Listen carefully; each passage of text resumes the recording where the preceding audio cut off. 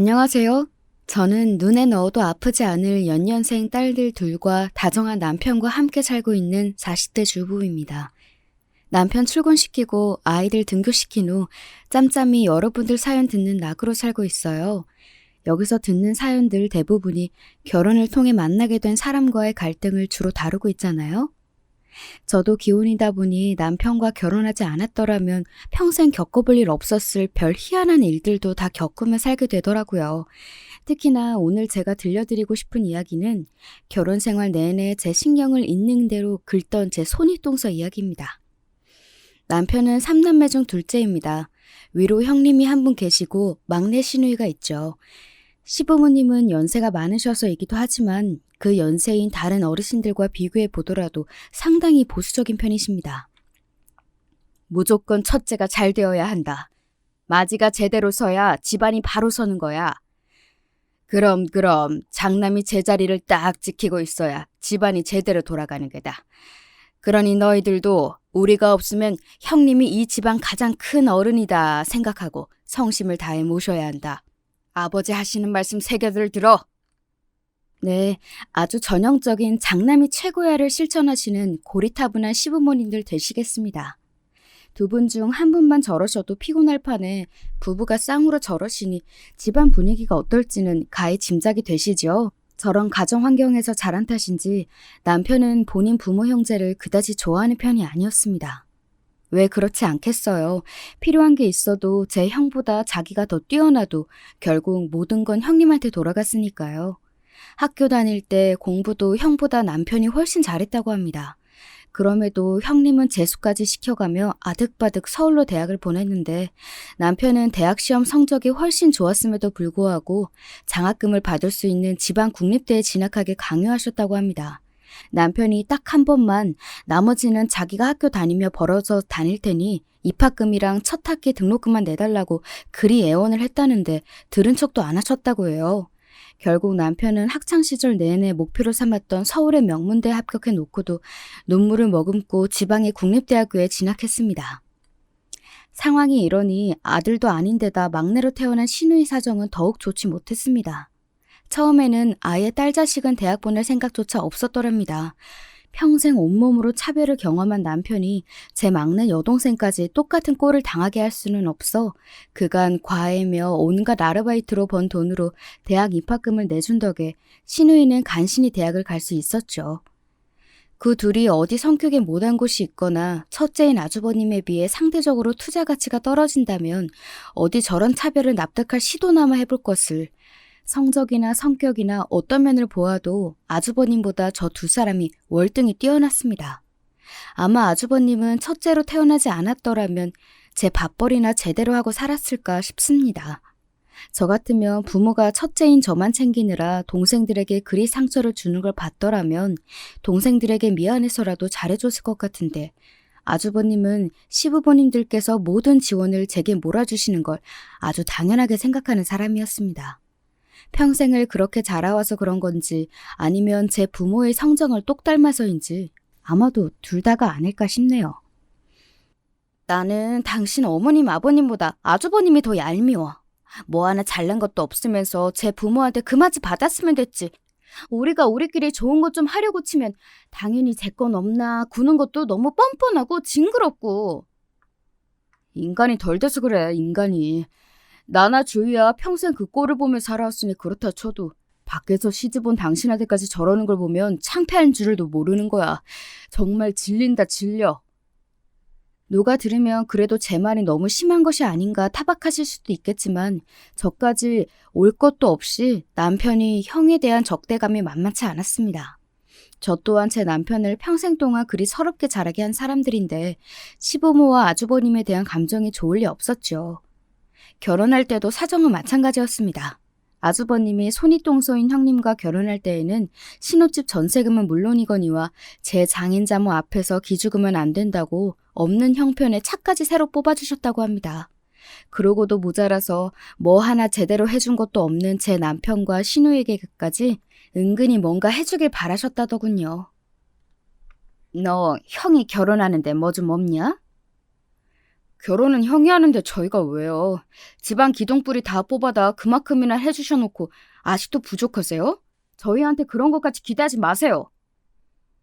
쟤는 정말 말 한마디를 해도 매정하다, 매정해! 부모의 타박에도 남편은 완강하게 버텼다고 합니다.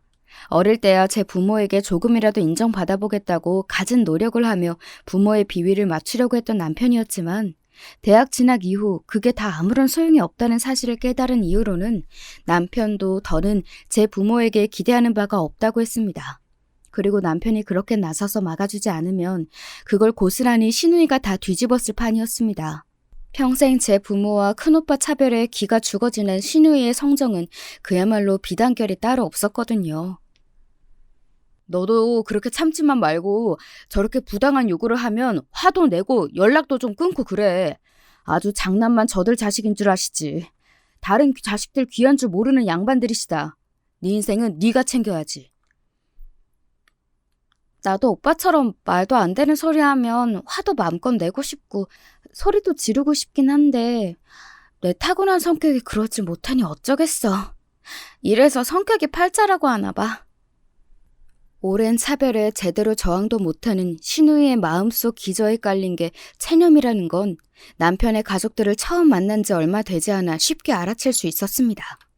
상황이 이렇다 보니 내가 남은 인생 편히 살려면 시댁과는 애초에 거리를 좀 두는 게 좋겠다 싶었죠. 그래서 저희 결혼할 때는 어땠냐고요? 뭘 어땠겠습니까? 저희는 시댁으로부터 제대로 된 지원이라고는 한 푼도 받지 못하고 저희 둘이서 모든 걸 준비해야 했습니다. 물론 시댁 모르게 저희 집에서 조금씩 더 도움을 받긴 했지만요. 아이고, 셋 다 자기 배 아파 낳은 자식일 텐데 어찌 이리 모질까? 내 자식 시집 보냈다고 생각하니 뭐 하나 더 해주진 못한 것만 더 생각나고 아쉬운데. 사돈 내외도 같은 부모이신데 어쩌면 이렇게 무심해. 자네가 그간 자라며 마음고생이 심했겠어. 사정을 알고 제 남편에게 더 마음을 써주시는 제 친정어머니 앞에서 감사한 마음과 송구한 마음 그리고 창피한 마음을 동시에 느꼈을 남편이 가여웠습니다. 결혼해서는 내가 사랑을 듬뿍 쏟아서 저런 서운한 마음 다 털고 살 수 있게 해줘야지 다짐했습니다. 저희 집에서 지원을 받은 걸 시댁에 숨긴 건 남편 의견이었습니다. 가뜩이나 작은 아들에게는 해준 것도 없으면서 적반하장으로 사돈댁에 돈 좀 있는 걸 알면 욕심을 부릴 것이 뻔하니 애초에 기대를 말게 해야 한다는 거였습니다. 그렇게 해서 뭐라도 뜯어내면 그건 또 형님 밑으로 다 들어가겠지. 당신까지 그 꼴 보며 살게 할 수는 없어. 뭐 이런 황당한 이유가 다 있나 싶었지만 제 입장에서도 문제의 소지를 사전에 방지해서 나쁠 건 없다고 생각했기에 군말 없이 따랐습니다. 그리고 남편의 생각은 현명했습니다. 결혼하고 신혼여행 다녀온 후 인사차 들른 저희에게 하신 첫 마디가 이거였거든요. 그래, 너도 이제 우리 집 식구가 되었으니 네 형님 내외를 잘 모시고 보필해야 한다. 자고로 집안의 장남이 바로서야 가문이 바로 서는 법이야. 새아기 너도 내 말 명심하고 도리를 다하길 바란다. 남의 집 귀한 딸이라도 예외는 없더군요. 예, 대충 대답하고는 어지간해서는 시댁 쪽으로는 발걸음도 하지 말아야겠다 굳은 다짐을 했더랬죠. 시누이라고 상황이 다르지 않았습니다. 시누이는 결혼할 때 그간 본인이 직장생활에서 모은 적금으로 혼수를 다 해결했습니다. 저희 부부가 양친 멀쩡히 살아계시고도 시집갈 때 부모가 해줘야 할 것들은 아무것도 받지 못한 시누이가 안쓰러운 마음에 얼마간 도움을 주었습니다. 언니, 오빠 고마워요. 내가 내 부모한테도 못 받은 은혜를 언니랑 오빠한테 다 받네. 그동안 예단이며 혼수 얘기 나올 때마다 시댁에 얼마나 눈치가 보였는지 몰라. 평생 그렇게 살아서 인이 박힌 줄 알았는데 결혼도 전부터 이렇게 차이가 나니 서러워서 눈물이 다 나더라고. 언니, 오빠, 내가 정말 평생 잘할게. 정말 고마워요. 하나를 주면 둘을 돌려주지 못해 성화인 시누이였습니다. 나 같으면 저런 동생 있으면 무얼 주어도 아깝지 않을 것 같은데 사람 참 어지간하다 싶었지요. 이런 탓에 시누이를 제외한 시댁 식구들과는 가깝게 지내지 않으려고 애를 썼지만 그것도 생각처럼 녹록하지는 않았습니다. 아주버님의 부인, 즉 제 손윗동서인 형님이 뻔질나면 저를 불러 젖혔거든요. 동서, 우리가 이번에 이사를 했잖아. 우리 남편 친구들 불러서 집들이를 하려고 하는데 와서 동서도 좀 거들어. 동서, 저번에 어머님 댁에 가져왔던 복숭아 그거 맛있더라. 우리 큰애가 잘 먹던데 그것 좀 사와 갖고 와. 동서, 이번에 은지 영어 성적 엄청 올랐다며? 자기 딸만 그렇게 좋은 과에 선생 붙이면서 우리 준서 생각은 안 나디? 진작 소개시켜달라고 해도 다른 과에도 해서 일 더 못 늘린다는 핑계나 대고 그 선생 소개시켜줄 거 아니면 우리 준서 영어 성적 책임지고 올려줄 수 있는 선생으로 동서가 좀 구해와봐. 동서! 동서! 와, 이 정도 들으셨으면 감이 오시지요? 제 손윗동서인 형님은 아주버님과 아주 똑 닮은 인간이었습니다. 아주 부창부수가 따로 없었지요. 진상도 아주 저런 진상이 없었습니다. 평생 살아오면서 저한테 저 정도로 진상 떠는 인간을 주변에 두어본 적이 없는 저로서는 가히 신기하다 싶을 정도의 인간 유형이었습니다. 그래도 제가 처음 시집 왔을 때에는 제 남편 기세도 보통이 아니거니와 저도 시댁과 거리를 둬서 눈치를 보는 것 같더니 몇 년 전부터는 아주 호구 잡았다는 듯이 정말 제가 자기 아랫사람인 양 부리러 들었습니다. 물론 저도 저한테 부리는 진상을 곧이곧대로 다 받아줄 정도로 호구는 아니어서 어지간한 건 제 선에서 다 끊어내곤 했지만요. 형님 아들인데 준서 성향이야 형님이 더 잘 아시겠죠. 아이한테 잘 맞는 선생 찾으려면 아이 공부 수준이나 성향이 잘 맞는 사람을 골라야 하는데 설마 숙모인 저보다도 잘 모르시는 건 아니죠? 몇 년을 저런 인간 성가신 연락 쳐내는데 이골이 나다 보니 동서를 살살 긁어가며 다루는 법도 어느새 익숙해지게 되었습니다. 아니, 나야 그냥 좀 도와달라는 거였지 뭐. 어디 우리 아들 교육을 다 맡긴다는 것도 아니고. 네, 물론 그러시겠죠. 준서하고 좀 더 상의해 보시고 준서 더 잘 이끌어 주실 만한 분으로 한번 고민해 보세요. 건성으로 대답하면서도 좀 신물이 나더군요. 아무리 대초에 익숙해졌다 하더라도 애초에 저렇게 피곤하게 구는 사람이 없다면 겪지 않아도 될 일은 매번 겪다 보니 그것만으로도 피로감이 상당했습니다. 뭐하러 그 진상을 다 받아줘? 받아주면 고마운 줄 모르고 더 들러붙을 생각이 나는데 상대해주지 마. 제 형님과 다를 바 없는 형수를 남편이라고 고운 눈길로 볼 리가 없었죠. 동서 때문에 스트레스 받는 저를 보며 남편이 항상 하는 말이 저거였습니다. 그러나 저라도 제대로 할 말이 없는 건 아니었습니다. 누군 뭐 받아주고 싶어서 받아주나?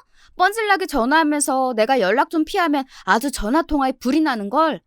찾아와서까지 진상 부리는 꼴을 안 보려면 그냥 전화로라도 해결하는 게 그나마 나으니까 그러는 거지. 성질 같아서는 확 그냥 한 대 쥐어박아서 버렸으면 소원이 없겠어. 나이도 나랑 동갑이면서 얼마나 손윗사람 대접을 받으려고 유난을 떠는지 볼 때마다 기가 차서 진짜. 네, 그렇게 저를 아랫사람 부리도 부리지 못해 안달인 동서는 저보다 고작 생일이 2달 먼저인 동갑내기였습니다. 그러면서 형님 대접은 어지간히 받으려고 들었죠. 당장에 시부모님부터 손윗동서 잘 모시라고 잔소리를 해대는 편이니 얼마나 신이 났겠습니까?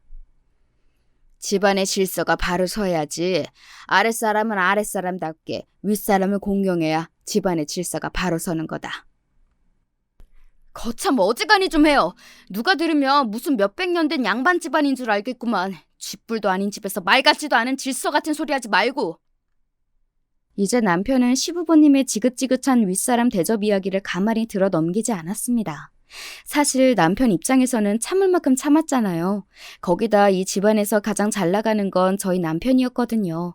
아주버님에게 그렇게 물심양면으로 지원을 아끼지 않았음에도 불구하고 결국 승승장구한 건 저희 남편이었습니다.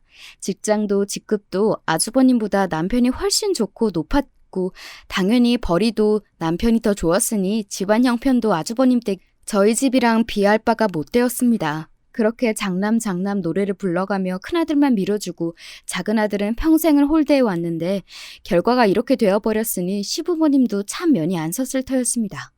그렇다고 해서 그리 정성을 아끼지 않았던 큰아들이 시부모님께 감사한 줄 알고 살뜰히 대했느냐 하면 그것도 아니었습니다. 제 동생들은 뒷전이고 저만 챙기는 부모님에게 아주버님이 뭘 보고 배웠겠습니까? 당신들 큰아들이 세상 제일인 줄 알고 키우신 덕에 저밖에 모르던 아이가 저밖에 모르는 어른이 된 건 어찌 보면 당연한 일이었죠. 그러다 보니 자식들 도움이 필요한 일이 있더라도 시부모님 입장에서는 선뜻 손 내밀 수 있는 자식이 없었습니다. 큰아들이야 이제 제 가정 이루고는 제 식구들이나 중한 줄 알았지 부모가 이거 필요하다 저거 필요하다 소리는 은근히 못 들은 척하기가 일쑤였습니다. 동서라고 뭐 그리 달랐겠어요. 제 남편도 안 챙기는 시부모님인데 저라고 챙길 이유가 없었겠지요. 그저 형님 잘 모셔야 한다는 저한테 잔소리나 할 때나 필요했을 거예요.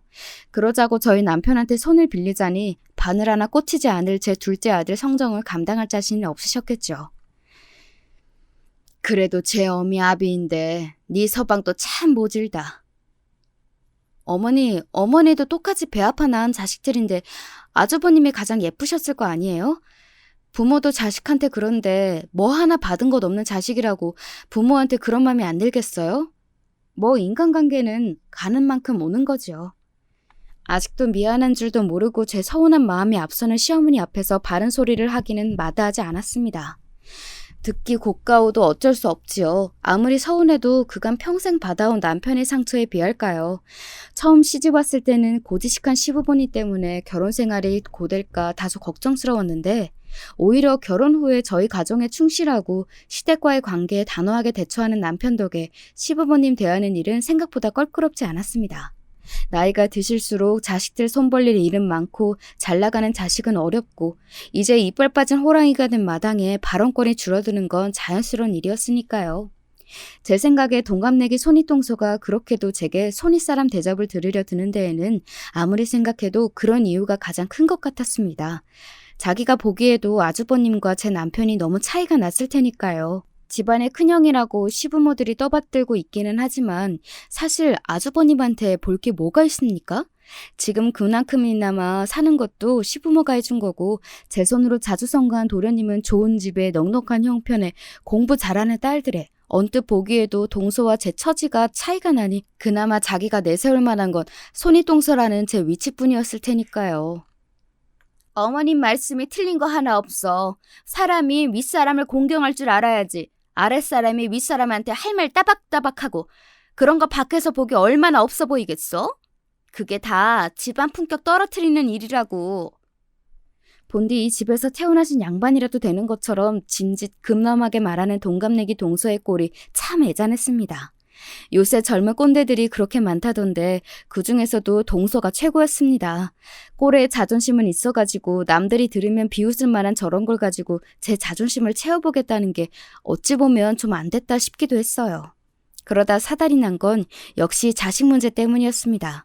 시댁 모임에 다녀온 지 얼마 되지 않아 우리 막내딸과 이야기를 나누다가 우연히 형님 댁 이야기가 나왔습니다. 엄마, 큰엄마네 집은 좀 이상한 것 같아. 나도 시집 올 때부터 그렇게 생각했단다. 속으로 그리 말하면 대꾸했습니다. 왜? 오빠들이 뭐라고 그래? 저번에 할아버지네 갔을 때 윤수 오빠가 그랬거든. 맨날 준서 오빠한테는 해달라는 거 다 해주면서 자기가 형한테 해준 거 나도 해달라 그러면 막 뭐라고 그런대. 이번에 시험 성적도 윤서 오빠가 훨씬 더 잘 나왔는데 준서 오빠한테만 갖고 싶다 하던 게임기 사주고 자기한테는 사주지도 않아서 형한테 빌려달라고 했더니 한 번 빌려주지도 않아서 자기 형 싫다고 막 그랬어. 윤서가 그런 소리를 해? 옆에서 잠자코 듣고 있던 남편이 말했습니다. 그것 말고도 많대. 준서 오빠는 메이커 있는 신발도 턱턱 사주는데 자기는 진짜 조르고 졸라야 한 번 사줄까 말까라고. 형만 맨날 좋은 거 해준다고.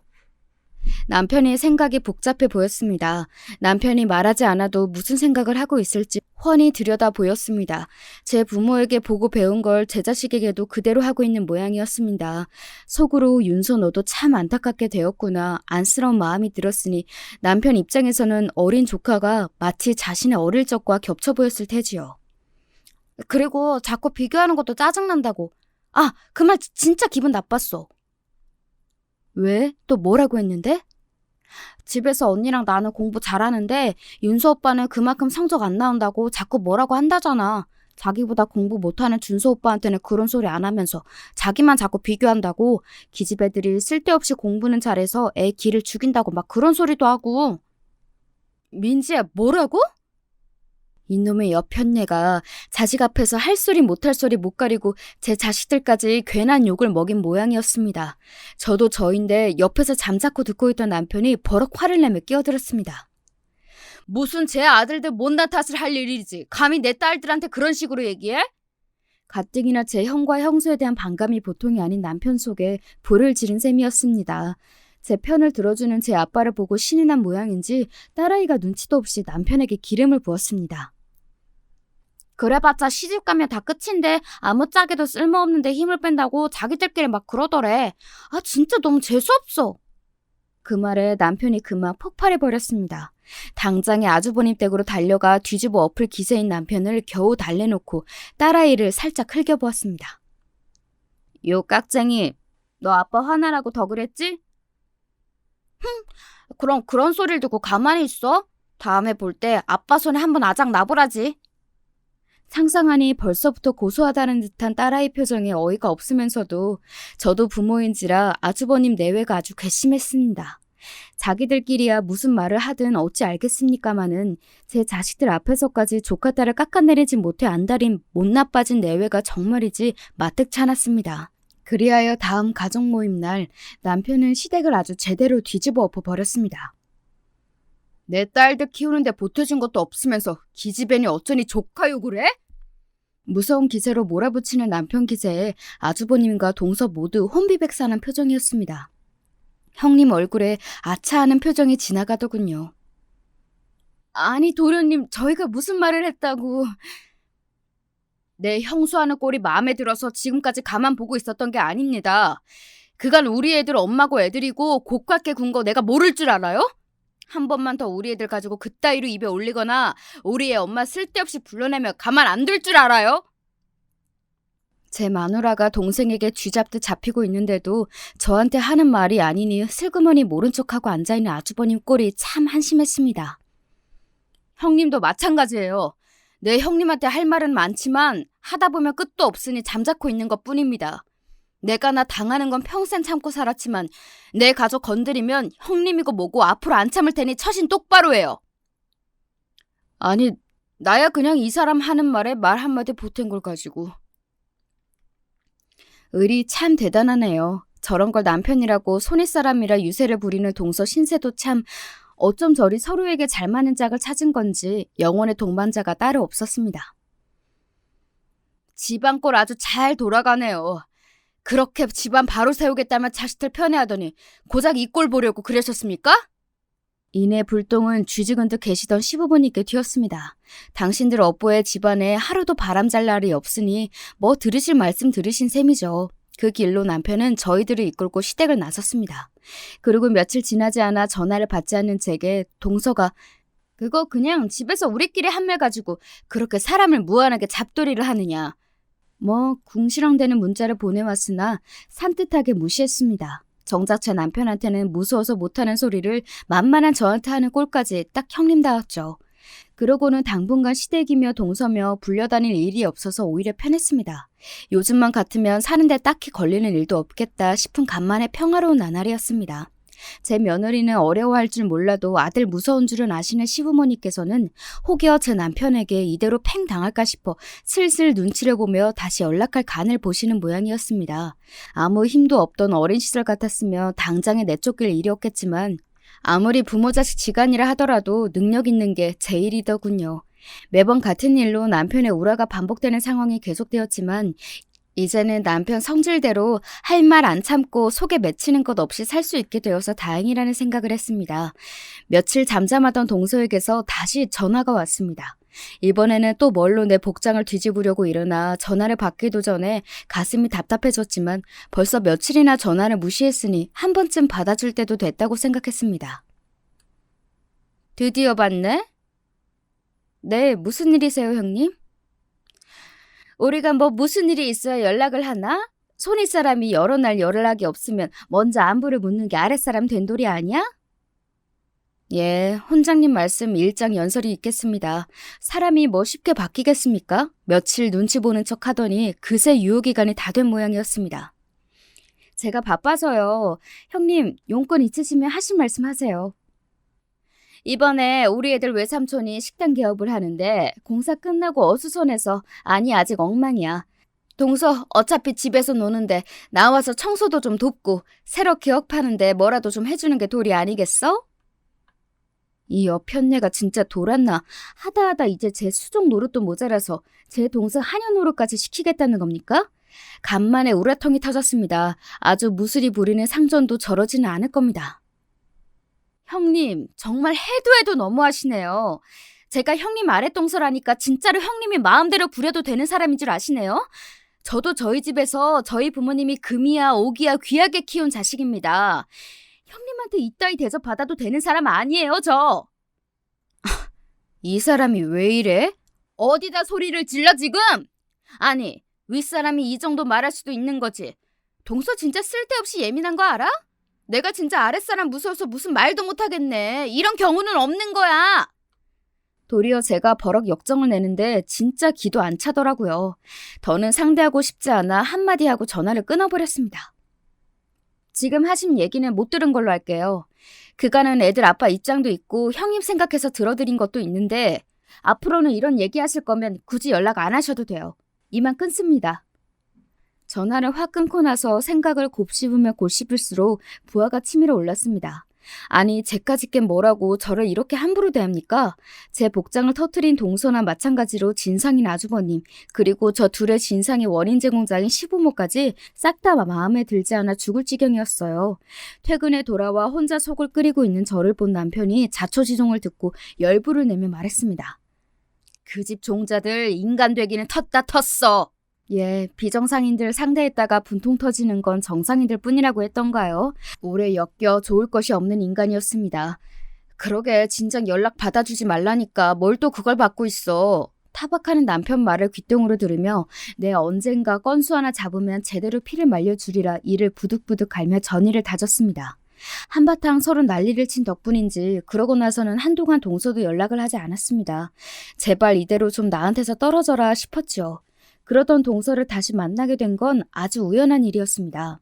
그날은 아이들이 새로 다닐 학원을 알아보느라 몇 군데 학원에 들러 학부모 상담을 받은 차였습니다. 조금 괜찮은 수업을 구하려다 보니 평소 다니던 곳보다 좀 멀리 나오게 되었어요. 종일 바쁘게 다닌지라 허기가 져서 인근 패스트푸드점에서 햄버거 세트를 하나 사서 허리 펴고 편하게 먹으려고 차 안으로 들어왔습니다. 편한 자세를 잡느라 운전석 시트를 뒤로 조정해가며 제끼고 있는데 차 앞 유리를 통해 보이는 한 남녀의 모습이 눈에 들어왔습니다. 묘하게 익숙해 보이는 모습에 저도 모르게 몸을 앞으로 기울여 실눈을 뜨고 자세히 봤더니 웬 처음 보는 남자의 팔짱에 찰싹 달라붙어 거의 매달리시피 걷고 있는 여자는 세상에나 동서였습니다. 세상에나 맙소사 제 입에서 온갖 감탄사랑 감탄사는 다 튀어나왔습니다. 제가 알기로 동서에게 남자 형제는 남동생 하나뿐이었고 그나마도 제가 안면을 익히고 있었습니다. 딱 보기에도 보통 사이로 보이지 않는 동서 옆의 남자는 제 데이터를 아무리 찾아도 나오지 않는 낯선 남자였죠. 슬슬 해가 넘어가기 시작할 시각이었지만 아직 해가 지지 않아 밖이 환했습니다. 저 옆편네가 간이 배 밖으로 나온 모양이다. 아주 미쳐도 단단히 미친 모양이지. 저쪽에서 제 차 근처까지 걸어오는 그 짧은 시간 동안 정말이지 별의별 생각이 다 머릿속을 스치고 지나갔습니다. 그 찰나의 순간에 이거 찍어야겠다는 생각이 번뜩 제 머리를 쳤습니다. 저는 황급히 스마트폰을 꺼내 남자와 동서의 모습을 동영상으로 찍었습니다. 동영상은 길지 않았습니다. 동서와 남자가 함께 한 건물 안으로 쏙 들어가 버렸습니다. 시선을 들어 간판을 확인하니 세상에 모텔이었습니다. 누가 들으면 아마 지원의 거짓말이라고 했을 겁니다. 이렇게 시기적절한 타이밍에 이런 우연이 다 있나요? 살다 바람 피우는 현장을 제 두 눈으로 목격하게 되리라고는 단 한 번도 상상해보진 못했습니다. 하물며 동서라니요. 순간 마치 주마등처럼 그간 동서가 제게 손이 어른 행세를 하며 저질러온 수많은 만행이 눈앞을 스치고 지나갔습니다. 잠시 남자와 동서가 사라진 모텔 입구를 멍청하게 바라보다 동영상 재생을 종료했습니다. 확인차 재생해본 동영상 속 남자와 동서의 모습을 다시금 두 눈으로 똑똑히 담으면서도 이게 정말 현실이 맞나 싶더군요. 그 짧은 새에 저 둘을 찍어야겠다 생각하고 동영상으로 남긴 제 스스로가 놀라울 지경이었습니다. 어떻게 그 찰나에 그런 생각을 다 했을까 스스로 기특할 따름이었습니다. 동영상을 여러 번 확인하고 나니 비로소 상황이 머릿속에서 정리되면서 저도 평정을 되찾았습니다. 이렇게 좋은 건수를 잡았는데 그냥 얌전하게 곱게 넘어갈 줄 생각은 병아리 눈물만큼도 없었습니다. 먼저 남편에게 말을 해야 하나? 오늘 당장 아주머니 댁으로 쳐들어갈까? 온갖 계획들이 중구난방으로 쏟아져 내렸죠. 이윽고 저는 생각 정리를 마쳤습니다. 잠시 후 그새 해가 어둑어둑해진 사이 남자와 동서가 다시 모습을 드러냈습니다. 뭐가 그리 좋은지 동서 입이 귀에 걸려있더군요. 저는 차이져 내려 두 사람에게 다가갔습니다. 어머, 형님 아니세요? 짐짐 놀란 척 제가 말을 걸자 옆에 남자 얼굴 쳐다보는데 정신이 팔려있던 동서가 화들짝 놀라 저를 돌아보았습니다. 옆에 있던 남자도 눈이 휘둥그레지더군요. 어머, 이런 데서 형님을 다 보네요. 근데 옆에 분은 누구? 제가 둘을 아래 위로 훑어보자 그제야 상황 파악이 되는 모양인지 동서가 남자에게서 얼른 떨어져 나왔습니다. 그래봤자 한참 늦었지만 말이죠. 저는 두 사람이 방금 나온 모텔을 경악한 눈으로 바라보며 말했죠. 형님, 설마... 아니야. 아니긴 뭐가 아닙니까? 동서가 저 남자 모텔에 들어가는 것부터 방금 나오기까지 다 지켜보았다는 것은 꿈에도 모르고 딱 잡아떼더군요. 저기 이분은... 그래. 내가 전에 말한 기준이 아빠. 우리 옆집 사는 우리 아들 친구 기준이 아빠셔. 옆집이요? 제가 눈을 괴슴틀에 뜨고 남자를 쳐다보자 남자도 당황해서 짓거리기 시작했습니다. 네, 안녕하세요. 준서 어머니 동서씨구나. 누가 봐도 상황이 뻔한데 어떻게든 이 상황을 무마시켜 보려는 두 사람 노력이 눈물겨울 지경이었습니다. 저는 가자미 눈을 뜨고 남자를 다시 한번 쏘아봐주고는 동서에게 말했습니다. 여기 계속 서서 말씀하시겠어요? 저랑 같이 가실래요? 하실 말씀이 있으시구나. 그럼 저는 먼저 들어가 보겠습니다. 말씀들 잘 나누세요. 저까지 같이 붙들릴까 싶어 꽁지가 빠지게 도망가는 남자를 동서가 황망히 바라보았습니다. 남자를 골라도 어디서 꼭 저런 것들만 고를까. 애잔한 마음을 애써 감추며 동서를 똑바로 쳐다보았죠. 동서는 당황스러워 차마 저와 눈도 제대로 마주치지 못하더군요. 그나마 옆구리에 남자를 끼고 있을 때에는 횡성수설 상황을 무마하려는 시도라도 해보더니 남자가 자리를 뜬 이후에는 입도 못 대고 있는 동서 덕에 침묵이 길어지고 있었습니다. 따라오세요. 제 말에 흠칫하더니 잠시 망설이던 동서가 제 뒤를 따랐습니다. 타세요. 응? 저야 여기 서서 말해도 상관은 없는데 형님 괜찮으시겠어요? 제 말에 그제야 동서가 후다닥 제 차로 튀어들어갔습니다. 따라서 운전석에 몸을 실은 제가 잠시 아무 말이 없자 제 눈치를 살피던 동서가 먼저 입을 열더군요. 저 동서, 방금은 그게 좀 이상해 보일 것 같아서 내가 미리 말하는 건데 동서가 생각하는 그런 거 절대 아니다? 제가 무슨 생각을 하는데요? 어디 한번 혼자서 무신소를 하나 드러나 보자 싶어 제가 물었더니 동서가 다급히 변명 같지도 않은 변명을 늘어놓기 시작했습니다. 저기 아까 본 사람은 우리 옆집 사는 우리의 친구 아빠인데 왜 내가 전에 한번 동서한테 얘기한 적 있지? 우리 옆집에 외국 살다가 들어온 가족이 있는데 사람들이 아주 괜찮다고. 나뿐만 아니라 우리 남편하고도 가족끼리 잘 지내서 같이 식사도 자주 하고 그런다고 왜. 네, 지나가다 얼핏 들었던 것도 같습니다. 허영이 심한 동서가 외국 생활을 하다가 들어왔다는 이웃의 가족에게 시기와 선망이 뒤섞인 눈빛으로 그 집 여자는 복도 많다며 투기하던 꼴을 본 것도 같네요. 그때는 그게 그저 잘난 서방 만나 외국물까지 먹은 옆집 여자에 대한 시기심 정도라고 생각했는데 그게 제 연적에 대한 질투였다 이거죠. 아주 혼자서 막장 드라마를 쓰고 있구나 속으로 동서에게 혀를 찼습니다. 제 남편을 둘째치고 제 아들 친구랑 어디 할 짓이 없어서 해도 지기 전에 저런 데를 다 들락거립니까? 저는 제 입으로 담기에도 민망한 짓을 하고 돌아다니는 동서꼴이 참 어처구니가 없었습니다. 그런데요? 그러면 가족끼리 같이 볼 일이지 이런 데서 남자랑 단 둘이 나오는 게 무슨 뜻인지 설마 모르고 하시는 말씀은 아니시죠? 아니래도 그러네. 그러니까 저 사람이 외국 살다 와서 영어를 아주 잘하거든. 근데 우리 애들이 영어가 약하잖아. 그래서 나는 애들 교육 상담 차원에서 그래 영어 배웠어 영어. 이게 웬 뚱딴지 같은 소리입니까? 지금 저보고 옆집 남자를 따로 단둘이서 몰래 모텔에서 만나서 영어 공부하고 나왔다는 걸 변명이라고 짓거리고 있는 겁니까? 제가 너무 어리 빠져서 잠시 말문이 막혀 있는데 멍청하게도 그걸 제 변명이 먹히고 있다고 생각한 건지 동서가 두서없이 주절대기 시작했습니다. 그래, 이 시간에 마땅히 갈 데도 없고 동서처럼 괜한 오해할 수도 있잖아. 그래서 그런 거지 진짜 아무 일도 없었다. 어? 동서, 막 혼자서 이상한 생각하고 그러면 안 돼? 너무 당황한 나머지 제가 뭐라고 떠들어대는지도 못 알아먹는 모양이었습니다. 저는 잠시 어리 빠져 있다가 그만 저도 모르게 박장대소하고 말았습니다. 제가 정신을 놓고 웃음을 터뜨리자 동서 얼굴이 그만 사색이 되었습니다. 저도 이제 틀렸구나 싶었던 모양이었지요. 저는 급기야 배까지 움켜쥐고 깔깔거리기 시작했습니다. 너무 웃어서 눈물까지 날 지경이었습니다. 세상에, 형님 놀라긴 진짜 놀라셨나 보다. 내가 살다 이런 말 같지도 않은 소리를 듣게 될 줄이야. 나 형님 이렇게 재미있는 사람인지 오늘 처음 알았잖아. 웬일이니 진짜. 제 웃음소리가 도무지 잦아들 기미가 보이지 않자 이제 형님 얼굴은 숫째 죽은 사람 마냥 핏기가 다 빠져버리고 말았습니다. 그러더니 두 손으로 제 한쪽 팔을 부여잡고는 이제 거의 애원을 하기 시작했습니다. 동서! 외간 남자랑 단둘이 모텔에서 영어 과외를 해?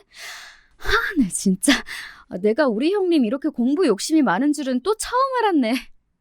동서, 내가 잘못했어. 내가 이렇게 빌게, 응? 오늘 본 건 그냥 못 본 걸로 해주면 안 될까? 이거 알게 되면 나 우리 남편한테 맞아 죽어.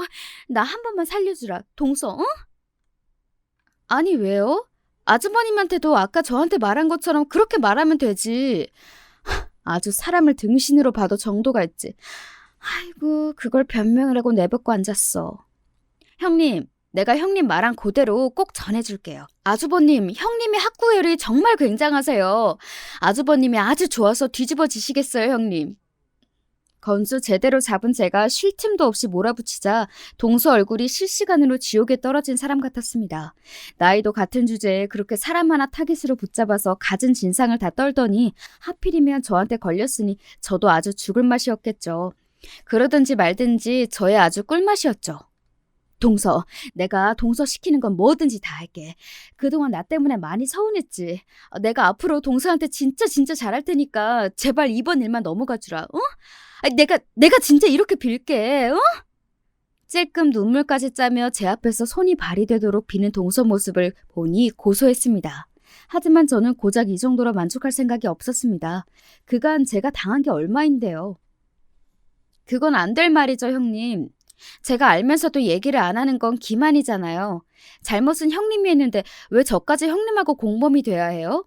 이거 감춰준 걸 알면 아주버님부터 아버님, 어머님까지 저까지 싹 잡아서 배신자라고 하실 게 뻔한데요. 왜 제가 형님 허물 감춰준다고 그렇게까지 해야 해요? 그럼 잠깐 시간이라도 벌어줘. 내가 책임지고 깔끔하게 해결할 테니까 그때까지만. 부부 문제는 부부끼리 해결해야 하잖아. 그렇지? 동서도 그렇게 생각하지? 내가 정말 동서 들어달라는 건 뭐든지 다 들어줄 테니까 단 며칠만이라도 기다려줘. 제발 동서. 뭐 동서가 바람났다고 배신감 느낄 아주버님이나 시부모님 문제는 저로서는 남일이긴 했습니다. 평소 언제 한 번이라도 살가웠던 적이 있었어야죠. 저는 짐짓 생각에 잠긴 신용을 하다 차분히 입을 떼었습니다. 형님 말씀대로 저는 이 문제에서 제3자이기도 하니 그러면 일단은 당분간만 기다려 드릴게요. 시간 길게는 못 드려요. 형님 입으로 직접 말씀드리고 두 분이서 제대로 해결 보세요. 은근슬쩍 넘어가시면 안 돼요. 고마워 동서. 내가 앞으로 진짜 잘할게. 그간 자기가 저한테 한 짓이 있는데 어떻게 저렇게 쉽게 넘어가 줄 거라고 생각하는 건지 이건 순진한 건지 멍청한 건지 구분이 안 될 지경이었습니다. 저는 속으로 코웃음을 치면서 이 기회를 어떻게 최대한 뽑아먹을지 머리를 굴리기 시작했습니다. 다음날 아주 드물게 제가 먼저 동서에게 전화를 걸었습니다. 통화 연결음이 얼마 울리지도 않았는데 동서가 곧장 전화를 받더군요. 동서 어쩐 일이야? 동서 목소리에 바짝 긴장감이 서려 있었습니다. 곳에 제가 말을 바꿔 제 남편에게 실토하는 건 아닐까 불안했겠죠. 저는 태연하게 말했습니다. 아, 네, 형님. 제가 드릴 말씀이 있어서요. 다름이 아니라 오늘 저희 집 창고 정리를 하려고 사람을 불렀는데 갑자기 개인 사정이 있다고 당일 취소를 당했네요. 아, 벌써 짐은 있는 대로 다 벌려놨는데 저걸 어쩌겠어요. 형님이 와서 좀 도와주시겠어요? 어? 왜요? 바쁘세요? 아니야, 아니야. 지금 바로 갈게. 금방 갈게. 동서가 불이 나게 전화를 끊었습니다. 네, 볼 것도 없이 제 거짓말이었죠. 사람을 부르긴 뭘 부르겠습니까? 이렇게 꽁지가 빠지게 달려왔줄 동서가 있는데 말이죠. 동서는 어떻게 그 거리를 이리 빨리 왔나 싶을 정도로 쏜살같이 저희 집으로 달려왔습니다. 평소 시댁에서 보거나 약속을 잡아도 항상 가장 늦게 거만한 태도로 등장하던 사람이 예전 하던 짓과 비교하면 달라도 이렇게 다를 수가 없었습니다. 수고스러워서 어떡해. 근데 제가 요새 손목이 안 좋아서 사람을 쓴 거거든요. 오늘 형님이 수고 좀 해주세요. 그렇게 저는 5만 가지 짐이 뒤죽박죽인 창고 안으로 동서를 안내하고는 유유히 발길을 돌렸습니다. 도대체 어디서부터 손을 대야 할지 모르겠다는 표정으로 황망히 서 있는 동서 뒷모습을 고소한 마음으로 한번 쳐다보고는 어디 한번 맛 좀 봐라 하는 심정으로 내버려 두었습니다. 그렇게 그날 하루 종일 동서는 저희 집 창고를 쓸고 닫고 짐을 정리해놓고 그야말로 파김치가 되었습니다. 형님, 저희 애들 아빠 한약을 한차 하려는데 그 사람 체질에 맞다는 좋은 약재가 이 근방에는 없다고 그러네요. 아, 지방까지 가서 조달을 해야 한다고 하던데 시간 괜찮으시면 형님이 좀 구해다 주실 수 있으세요? 형님, 우리 민지 새 보습학원에 등록을 하려는데 그날 제가 다른 일정이 있어서요. 거기 학원생들 많이 몰려서 아침부터 미리 가서 줄 서서 기다려야 겨우 수강증 끊을 수 있거든요. 형님이 대신 가주실래요? 동서에게 시키는 잡심부름은 그날이 끝이 아니었습니다. 저는 5만 가지 이유를 다 갖다 붙이며 그간 동서에게 당한 짓을 그대로 돌려주었습니다. 처음에는 그저 천지분간 못하며 제가 시키는 대로 무수리 마냥 고개를 조아리던 동서도 이런 일이 반복되기 시작하자 차츰 제 성질머리가 돌아오기 시작했습니다. 아니, 그렇게 사람이 몰리면 그냥 근처 학원으로 보내던가 하지. 형님, 뭐라고요? 아니, 간다고, 가. 미처 못된 성질머리를 감추지 못하고 말투에서 처음과는 다른 반응이 나오는 걸 보면서 계획대로 되고 있구나 싶었습니다. 저 성미에 조만간 터질 때가 되었다고요. 아니나 다를까 제가 또다시 전화를 걸자 전에 없이 동서 목소리가 의기양양했습니다. 아주 건수 하나 잡았다고 신났지? 내가 언제까지 너한테 당해줄 줄 알았어? 그게 무슨 말씀이세요, 형님? 형님이 다 해주신다고 하셔서 저는 부탁을 드린 거죠. 형님이 거절하셨으면 저도 알아들었을 거예요. 이게 어디서 빤히 보이는 여우짓이야. 야, 거기 모텔 앞이라 CCTV도 없어. 너한테 있는 건 그 조동아리뿐인데 내가 아니라고 우기면 네가 뭐 어쩔 거야? 어? 며칠을 이를 갈며 좋지도 않은 머리를 쥐어짜 찾은 해결책이 저거인 모양이었습니다. 저는 속으로 콧방귀로 끼며 짐짓 놀란 척 대꾸했죠. 형님, 이건 약속이 다르죠. 스스로 말씀하시고 해결 보시기로 저랑 약속하셨잖아요. 대체 어쩌려고 이러세요? 약속은 무슨 약속? 니까지 거랑 내가 무슨 약속을 했다고? 너 같지도 않게 협박할 생각하지 마. 내가 머리를 다 쥐어 뜯어버릴 테니까. 그 성미에 이 정도면 오래 참았죠. 저는 그날로 곧장 온 시댁 식구들에게 소집 문자를 보냈습니다.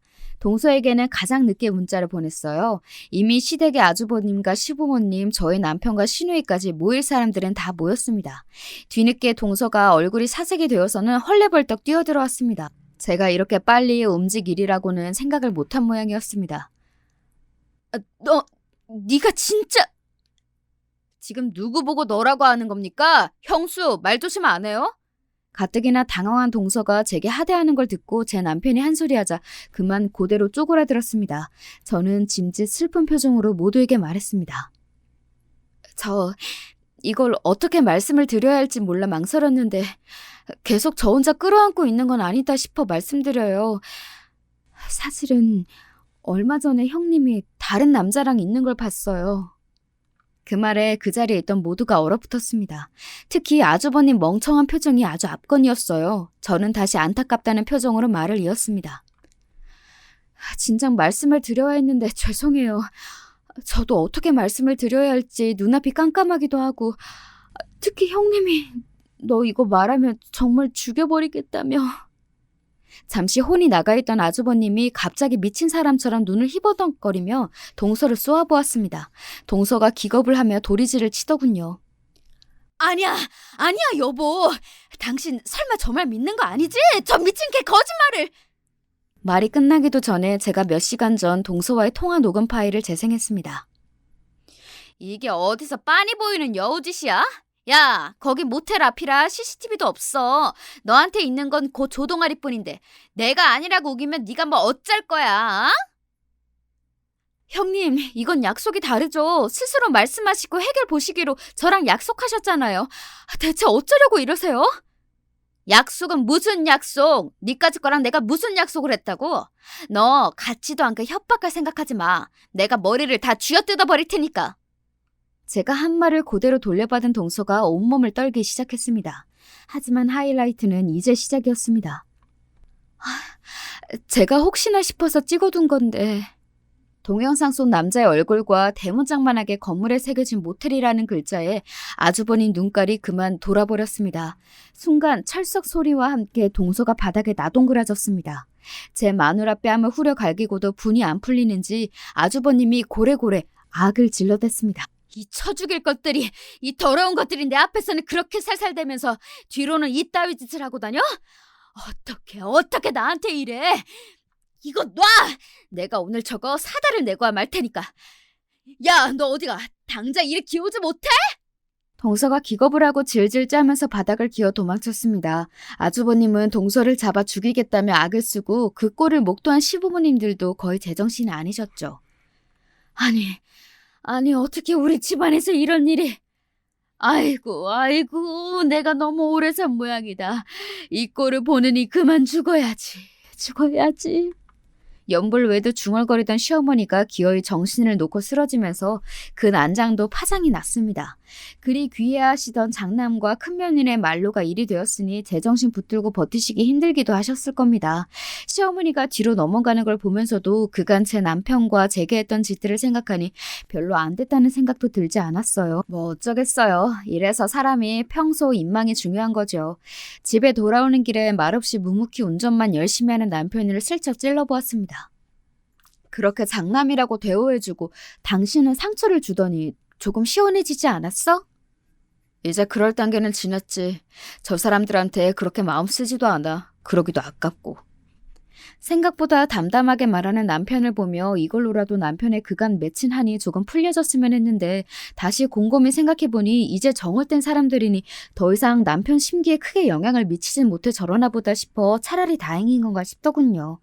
그 이후로 시부모님 입에서 장남이 제일 중하니 첫째가 잘 되어야 집안이 바로 선다니 하는 소리는 그만 쏙 들어가 버렸습니다.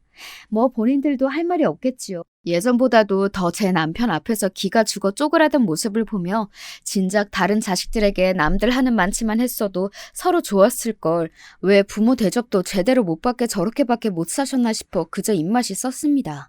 동서내외는 아직도 이혼을 한 해 만에 지지고 볶으며 사는 중입니다.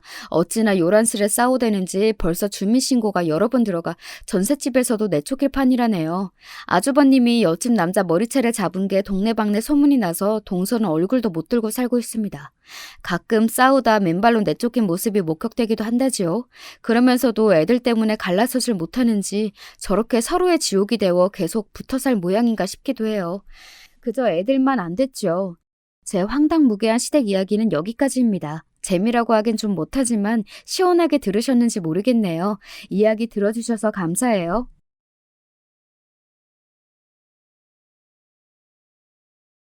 안녕하세요. 여기는 이제 70대가 된 저와 비슷한 세대의 분들이 많으실 것 같은데요. 대부분 배우자가 없는 경우가 꽤 될 것 같아요. 근데 저 같은 경우는 꽤 일찍 배우자를 보냈거든요. 6, 70까지 같이 아웅다웅 살다가 늦게 배우자와 이별하는 분들의 기분을 저는 늘 궁금해했어요. 그렇게 늦게 이별하신 분들은 아쉬움이 없으실까요? 제 얘기를 해보자면 전 30대 후반에 남편을 먼저 보냈답니다. 아들만 둘을 낳아서 키우고 있던 저에게 이건 정말 청천벽력 같은 소식이었죠. 우리 부부 그 시대치곤 늦깎이 결혼을 했고 둘 다 30이 넘어 자식을 봤거든요. 그게 우리의 마지막인 줄 모르고 전 새벽녘 눈을 비비며 남편과 이런 대화를 했었어요. 도시락에 이것저것 못 넣고 오늘은 너무 피곤해서 장아찌랑 불고기만 좀 넣었어요. 가다 시장하면 계란이랑 고구마도 삶아 넣었으니까 이거라도 드시구랴. 그러자 남편은 본인 역시 아주 피곤한 얼굴로 눈을 연신 비벼대면서 도시락을 받아들었어요. 그러게. 지금 뭐 입맛도 없네. 계속 밤에 일하고 새벽 나가길 반복하니 원. 어제는 국수나 겨우 하나 먹고 움직였지 뭐야. 암튼 다녀올게. 남편은 당시 건설업 쪽에 있었는데 일이 불규칙적이고 현장에서 사건, 사고도 많은 편이었어요. 이후로 제가 아들 녀석이 그쪽 일을 한다면 아주 기를 쓰고 바닥에 누워 말렸었더랬죠. 엄마 진짜 어떻게 되는 꼴 보고 싶어서 그런 말들을 하냐? 엄만 아직도 그날 오전을 생각하면 가슴이 철렁해. 제발 엄마 가슴에 못 박는 일 하지 말아라. 그 근처도 가지 마. 다른 일 한다면 얼마든지 밀어줄 수 있어. 하지만 니들 아버지랑 같은 길은 가지 마라. 생각해보면 저도 정말 바보 같았어요. 어떤 직업에 그게 무슨 죄가 있다고 괜히 선입견 갖고 말렸던 걸까요? 사실 남편은 직업과는 상관없이 그저 밀려드는 업무와 피로가 겹쳐 당한 사고였어요. 그날 당시 저는 옆집 아줌마한테 우리 애들을 맡기면서도 제정신이 아니었답니다. 우리 순호 아빠가 어떻게 됐다나 봐요. 영준이 엄마, 우리 순호랑 영호 좀 봐줘요. 아이고, 내 정신이야. 이렇게 쓰러지기 직전이었던 저를 옆집 아줌마가 챙겨줘서 겨우 일어났고, 그렇게 남편에게 달려갔죠. 하지만 순식간에 벌어진 그 새벽녘 트럭 졸음운전 대사고에 우리 남편도 같이 휘말려 끔찍한 일이 벌어졌더군요. 차체가 형태를 알아볼 수 없을 정도면 이미 얘긴 끝난 상황이었으니까요. 저희 친정엄마가 옆에서 얼마나 우셨는지 차마 울지도 못하는 절 대신해서 통곡을 하셨어요. 아이고, 우리 딸 어떡하나. 이렇게 일찍 서방을 보낼 줄 누가 알았겠어. 아이고, 너희들 다 불쌍해서 어쩌냐. 친정엄만 워낙 먼 곳에 살고 계셨기 때문에 절 도와주실 수 없었고 끔찍한 사고로 먼저 간 사위도 너무 불쌍하게 생각하셨던 것 같아요. 아무튼 곡소리가 끊이질 않던 그 밤을 잊을 수가 없답니다. 어쩌면 다들 그러실지 모르겠지만 전 남편과 그렇게 사이가 좋은 것도 나쁜 것도 아니었어요. 그냥 자식을 키우며 서로 지탱해 주기도 하고 밀어주기도 하면서 버티는 사이였죠. 사랑이라든지 그런 건 잘 모르겠어요. 그런 건 같이 살면서 서로 불쌍히 여기면서 생기는 게 아닐까 싶네요. 아무튼 전 여러 가지 감정을 그땐 제대로 추스르지 못하고 누구에게 말로 잘 정리도 못 해본 채로 남편을 일찍 보내게 됐어요. 그 뒤의 날들은 말도 못하게 저에게 험한 날들이었지만 결론부터 말하자면 어찌어찌 아들들 키워서 대학 보내고 취업도 잘 시키고 장가도 보냈답니다. 큰아들 순호는 물러 터진 성격인데 반대로 아주 야무진 배우자를 만났어요. 큰며느리는 언제나 대범하게 일을 처리하는 성격이었는데 한 가지 걱정이 있다면 며느리들끼리 사이가 썩 좋지 않았단 거예요. 어머니, 저는 동서랑 좀 잘 안 맞는 것 같아요. 아무리 저랑 나이 차이가 좀 많이 난다지만 그래도 저런 식으로 사회생활하면 욕먹을걸요? 서방님도 성격 순하신 편인데 좀 더 야무진 타입을 만나셨으면 좋았을걸. 암튼 우리 동선 저와 어머니 스타일엔 영 아니에요. 혼자 별세기 사람 같다니까요. 큰며느리 말 맞다나 둘째 며느리는 숫기가 없긴 했답니다. 명절 때 와서도 거의 큰며느리가 진두지휘하는 맞춰서 일을 했고 뾰루퉁한 얼굴로 불편해할 때도 있었어요. 저도 저희 친정에 빨리 가고 싶어요, 어머니. 형님네랑 다 같이 모였고 인사도 했으니까 이제 그만 움직이면 안 될까요? 저희 엄마 아빠도 기다리시는데. 그럼 옆에서 큰며느리가 면박을 주긴 했었답니다. 어머, 동서. 그런 건 어른들이 말씀하시게 둬야지. 왜 간담한다 본인이 정해? 우리끼리 놀고 먹자고 모인 자리 아니잖아. 진짜 동선 하고 싶은 말 다 하고 산다. 그럼 둘째도 지지 않고 받아치는 게 막상 우리 아들 형제끼린 안 싸우고 살았는데 얘네 때문에 좀 지치는 거예요. 응? 그 말은 좀 어폐가 있네요. 그럼 형님도 하고 싶은 말인 건데 못 하시는 거 아니에요? 제가 대신 해드렸으니까 고마워하셔야 되는 거 아닌가요? 아님 형님은 더 계셔도 돼요. 저랑 남편이랑 일찍 일어나도 되고요. 이렇게 분위기가 흘러가니 둘이 매번 으르렁거리고 저와 아들 둘은 중간에서 눈치를 봐야 했어요. 그래도 다행히 모이라면 같이 모이긴 했었죠. 하지만 이렇게 어찌저찌 서로 잘 맞춰 흘러가던 날들은 얼마 뒤 깨지게 됐는데 전 참 이 말이 싫은데 그 굴레를 벗어날 수 없나 봐요. 왜 남자 복 없는 여잔 줄줄이 엮이는 남자마다 복이 없다고 하잖아요. 친정아버지도 일찍 돌아가셨고 남편도 일찍 보낸 전 이후에 둘째 아들마저 사고로 일찍 보내게 됐어요. 뭐? 영호가, 영호가 사고가 났어? 어, 어머니, 저도 지금 급하게 연락받았어요. 심각한 상황인 것 같아요. 전 연락을 받고 얼마나 기가 막혔는지 그때 병원으로 가는 택시 안에서 가슴을 부여잡고 계속 빌었어요. 제발 살아있기만 해라. 목숨이 붙어있기만 해라. 그 뒤로는 뭐든 다 좋다. 뭐든 엄마가 다 감당하마. 이러면서 말이에요. 하지만 참 저도 나이를 먹고 보니 어떤 게 좋은 일인지 안 좋은 일인지 잘 모르겠어요. 이전에 제 친구가 다른 일로 비슷하게 남편 사고를 겪었는데 이런 말을 했었거든요. 나는 남편 사고 났을 때 하늘이 무너지는 줄 알았어. 죽진 않았으니 다행이라 생각했지. 근데 사람 마음 참 간사해. 몇 년 지나니까 이렇게 아픈 상태로 돈은 돈대로 깨지고 수발들다 보니 나 내 인생이 너무 억울한 거 있지. 난 왜 이렇게 못됐을까? 그 말을 듣고 저는 쉽게 결론을 내릴 수 없는 얘기라고 생각했는데요. 제 아들 입장이 돼 보니 글쎄요. 전 제발 살아있기만을 바라게 됐죠. 하지만 제 뜻대로 돼주진 않더라고요. 지금에 와선 뭐가 맞는지 모르겠지만요. 영호, 우리 영호, 세상에 하늘도 무심하시지. 어떻게 그렇게 지 아빠처럼 바로 데려가시냐. 제 둘째 아들 영호는 다 같이 일어난 큰 교통사고에서 가장 먼저 목숨을 달리했음을 알게 됐죠. 당시 울다가 기절하다시피 했던 둘째 며느린 겨우겨우 절 위로하며 달랬답니다. 어머니, 그래도 이 사람 고통을 그렇게 크게 느끼진 않았을 거 아니에요. 그것만이라도 생각하시고 조금만 힘을 내보세요.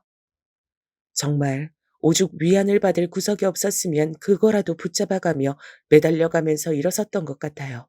이제 저에겐 친정엄마도 돌아가셨고 정말 남아있는 구석이라곤 아들과 며느리 둘뿐이었어요. 하지만 둘째 아들 장례를 치른 다음 이후로 둘째 며느리에 거쳐도 참 애매해지더라고요. 둘째 너는 아직 애도 없는데 이렇게 혼자 돼서 어떡하니? 그래도 난 30대 후반에 남편 보냈지. 넌 20대 후반에 결혼도 일찍 한 애가 요즘 세상에 과부가 웬 말이야. 저의 이런 말에 둘째는 아무 말도 긍정도 부정도 하지 않았어요. 마침 명절을 가까이 맞대고 있던 시기라 우리 집엔 다 같이 모여들어 있었는데요. 분위기는 참 축축 처지고 안 좋았답니다.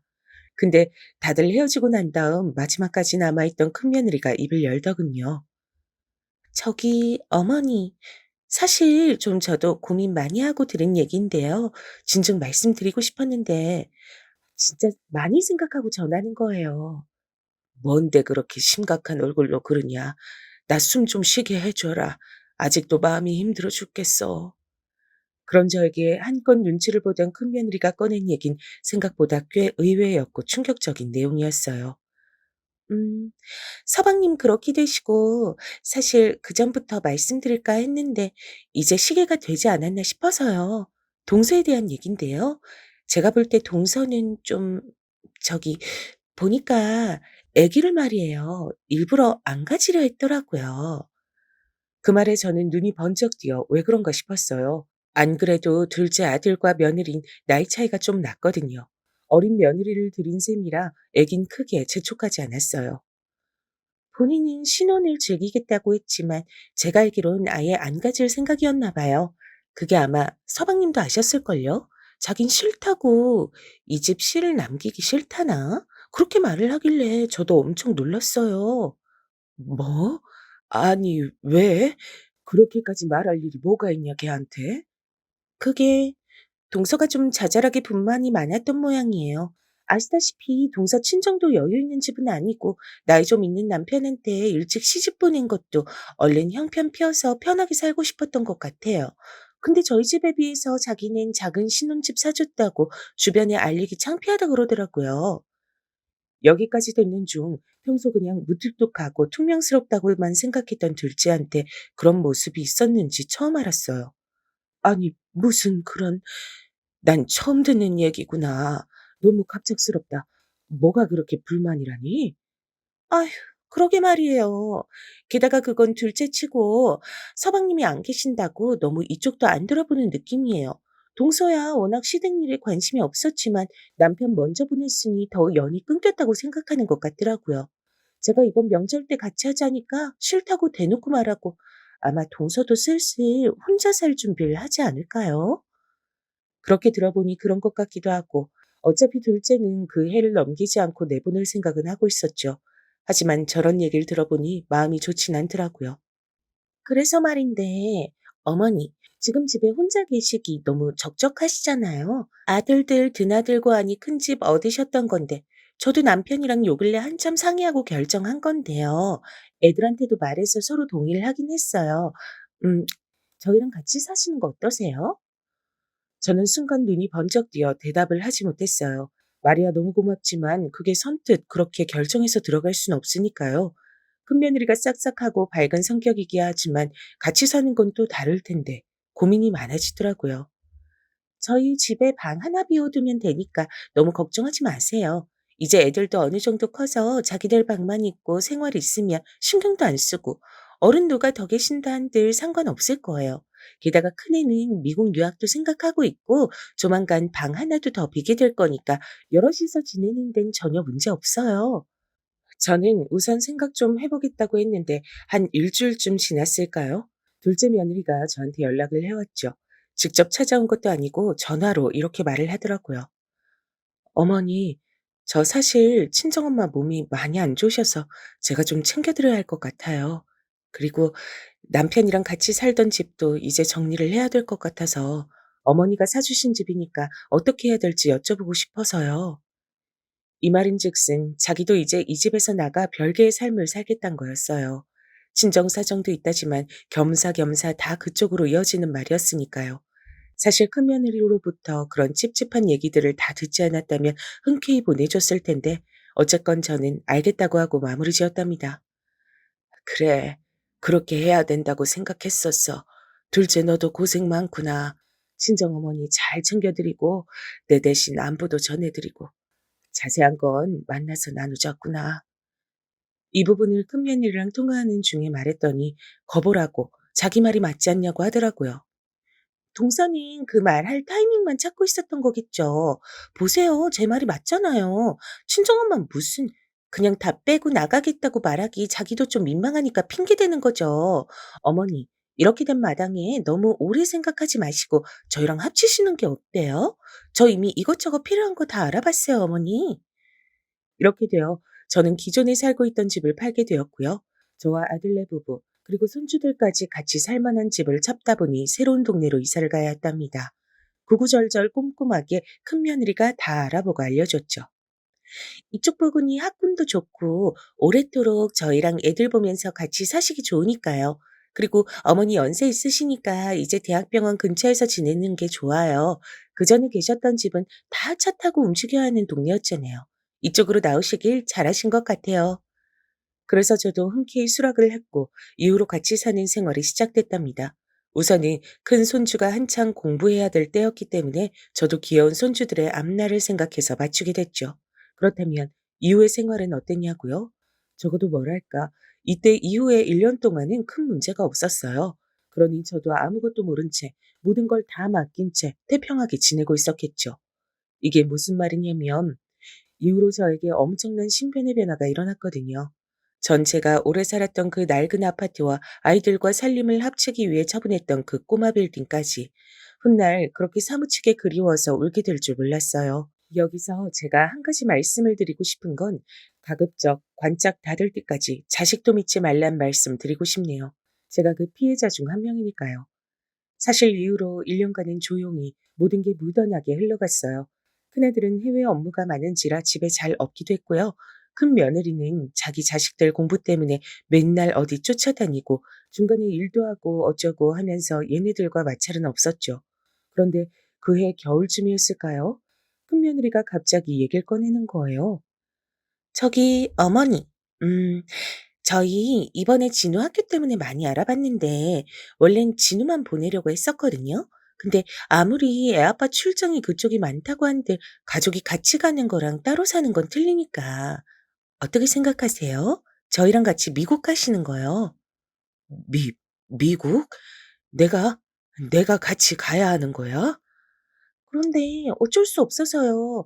어머니 여기 혼자 계실 순 없잖아요. 어머니만 계시게 할 수는 없다고 애아빠도 그렇게 말하고. 가서도 저도 적응하느라 계속 바쁘긴 하겠지만 어머니도 그때같이 쉬엄쉬엄 다니시면서 현지 분위기 익히시면 되죠. 한인 커뮤니티도 잘 돼 있는 곳으로 가려고 해요. 그러면서 큰 며느리는 몇 가지 자기가 조사해 온 것들을 설명해 주고 팜플렛이니 뭐니 여러 가지 보여주긴 했어요. 근데 저만 그런 걸까요? 이 나이에 벌컥 해외로 떠나 게다가 안 그래도 저의 세대 기준으론 어렵고 무섭게 생각하는 영어권 나라에 제가 필요하지 않은 이유로 가 있다는 게 말이 될까요? 하지만 이런 걸 누군가에게 상담하고 싶어도 이미 거처를 애들 맞춰서 옮긴 제 입장에선 그럴 만한 사람도 없었어요. 시간이 지나면서 평소 말도 별로 없고 늘 바쁜 큰아들도 한마디 하더라고요. 엄마, 이 사람 말 듣고 그냥 같이 가지 그래. 혼자 여기 있어서 뭐 할 거야? 아무도 챙겨줄 사람이 없잖아. 가서도 그렇게 무서워할 거 없어. 나랑 집사람이랑 진우랑 민우 싹 다 영어 되는데 뭐가 걱정이야? 난 기러기 아빠랑 못 살아. 그렇게 하면 엄마랑 여기 남아서 살 수도 있겠지만 아무튼 이 사람 믿고 맡겨봐 엄마. 제가 너무 결정을 못 내리니 이렇게 아들에게까지 설득권이 넘어간 것 같은데 다시 봐도 제가 참 잘못한 것 같긴 해요. 이때 떠밀려서 어영부영 가는 쪽으로 얘기가 정해졌으니까요. 하지만 아무리 온 가족이 움직이는 상황에서 바쁘다고 하지만 큰며느리도 많이 예민해져서인지 저랑 이때부터 마찰이 생겼어요. 어머니, 저 지금 진우 때문에 학교 수속하고 너무 정신없는데 그런 거 일일이 물어보시면 답을 다 해드리기가 어려워요. 이게 5명 다 같이 옮겨가는 게 보통 일이 아니어서요. 그리고 어머니도 수속하실 거 있으시니까 제가 조만간 다시 알려드릴게요. 지금은 너무 바쁜데 궁금하신 거 나중에 알려드려도 될까요?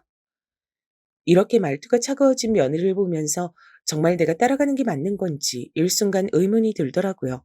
하지만 저도 기본적으로 알아야 하는 게 있으니 시간이 지나 물었고 급기야 저도 이렇게 말하게 됐어요. 이렇게 자꾸 복잡하고 큰일 앞두고 물어보고 싶은 것도 못 묻고 눈치만 보느니 안 가는 게 낫겠다. 니들끼리만 가고 난 다 물러줘. 혼자 알아서 살 테니까.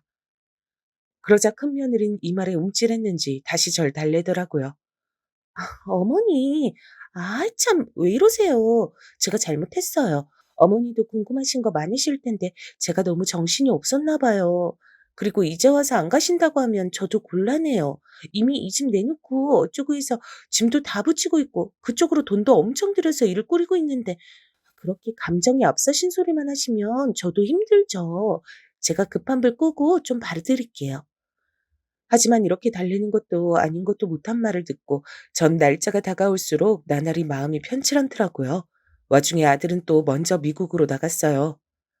엄마, 내가 먼저 가서 집도 좀 보고 상황을 봐야 될 것 같아. 엄마가 이 사람이랑 얘기 잘하고 애들 잘 데리고 들어오면 될 것 같아요.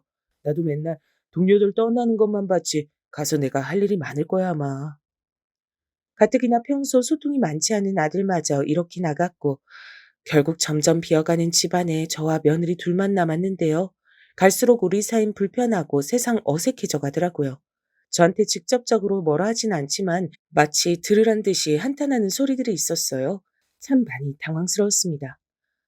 진우야, 빨리 나와서 너도 좀 이거 정리해. 미국 나 혼자 가니? 너 때문에 다 이렇게 하는 건데 왜 이 집에서 일하는 건 나 혼자뿐이야? 다들 나한테만 와서 귀찮게 물어대고 진짜 짜증나 죽겠어. 그놈의 자식이 뭐라고 진짜. 빨리 와서 네 몫은 네가 해. 큰며느린 큰손주에게 화를 내고 있었지만 사실상 저한테 화내는 거나 마찬가지였죠. 그러니 집 분위긴 뒤숭숭하고 전 하루하루 가시방석이었어요. 하지만 믿고 기댈 데가 여기밖에 없으니 엄마만 믿고 태어난 아기가 아무런 환경에 놓여 있는 거나 똑같았죠. 그러던 중에 슬슬 집 정리를 마무리하게 됐고 손주들은 사춘기랍시고 저랑 말도 잘 안 하고 퉁명스러우니 전 이 집에서 점점 말이 줄어들게 됐답니다. 와중에 큰며느리는 정말 필요한 얘기만 전달했고요. 생각해보면 사람이 이렇게 밑도 끝도 없이 맞춰주면 더 만만하게 보는 것 같아요. 저기 어머니, 여권은 준비되셨을 거고 나머지 필요한 건 제가 또 말할게요. 애아빠랑도 지금 연락이 다 되다 말다 해서 이 사람 진짜 왜 이렇게 전화를 안 받아요? 저한테 일 맡겨놓고 말이에요. 아, 그러게. 그래, 네가 고생이 많겠구나. 얘기 좀 잘 해보지 그러냐. 저도 모르게 움츠러들어 아들에 대한 며느리의 불평을 듣고 있어야 했죠.